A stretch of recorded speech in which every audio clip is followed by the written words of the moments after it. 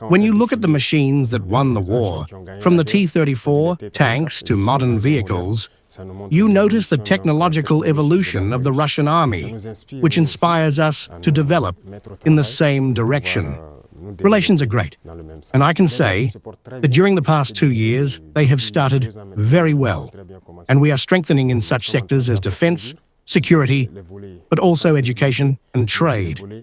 So we have advanced cooperation in the different sectors so that we can share and exchange experience, as we have much to learn from Russia's education system, especially science. It must be mentioned that until today, gold was Burkina Faso's first export product, but we have developed agriculture, first for self-sufficiency, but also for foreign trade and export. The terrorists are strengthened by many foreign fighters who are not actually. When I take the case of Burkina, there are many criminals there who are not Burkinabe. There are also instructors who come from various countries to teach them many techniques. But it's not terrorism, in fact, it's imperialism. Their objective is to keep us in a permanent war, prevent us from developing, and continue to exploit our resources. That is why they have every interest in bringing explosives teams into the mines, to deploy various types of mines.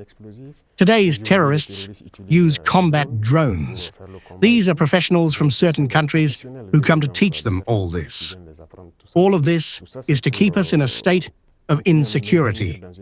However, we are aware of the situation, we adapt each time to their mode of action, and we will continue the fight until the entire Sahel region is recovered. And we are striving to collaborate more with all the countries that are fighting today for their economic independence, because it is a form of imperialist oppression. Those who are oppressed should unite to face this hegemony, and have achieved some progress in this field. There are many agencies to be put in place.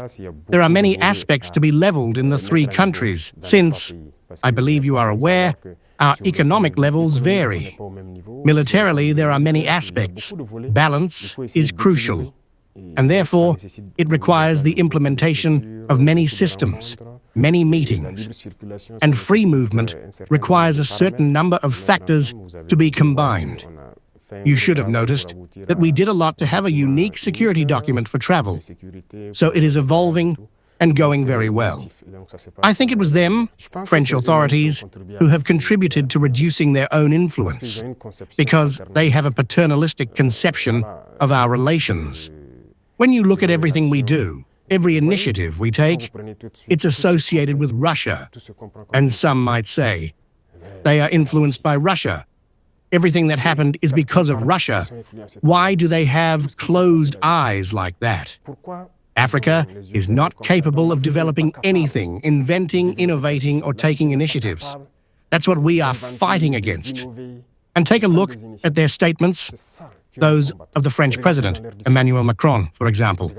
He is always saying, young Africans are influenced by Russia, and Western media, all they do is lie. And speaking of AES, Alliance of Sahel States, which is a model of emerging structure, they can't spend their day without mentioning Burkina or AES. They cannot but talk about it. And every time they seek to use this information to manipulate the youth, but it no longer works. I think people are quite aware of their goals. They managed to distort history by using this rhetoric, including the history of Africa. They could pass off lies as the truth, leading to some young Africans not knowing Africa's history. What has Africa done? Some don't even know that our grandparents fought, being used as cannon fodder, and in return, killed like animals. Do people know that when France experimented with its first atomic bomb, it was black soldiers who were placed in the lethal radius to see what effect it had? It's all in the archives. Everything they used against Africa is terrible. So there is all this that must be communicated for young Africans for them to learn it, because there are still many in the dark who continue to support the imperialists, believing what they say and do. Maybe because they're given something, I'm not sure. But Africa must learn its history. Wake up. This is what we also fight for. My biggest regret is having spent a good part of my youth listening to radios like RFI, France 24. I've been living in countries where these radios were the only ones. We would use the programs, record their news to listen to, but after a while, there was a click.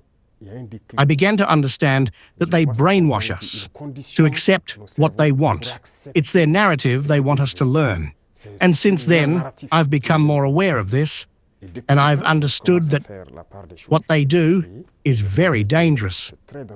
And today, more than ever, I realize that they have especially manipulated the minds of Africans, and you can play a significant role in waking young people's consciousness, helping them understand how the world works, and preventing them from falling into the trap of those narratives.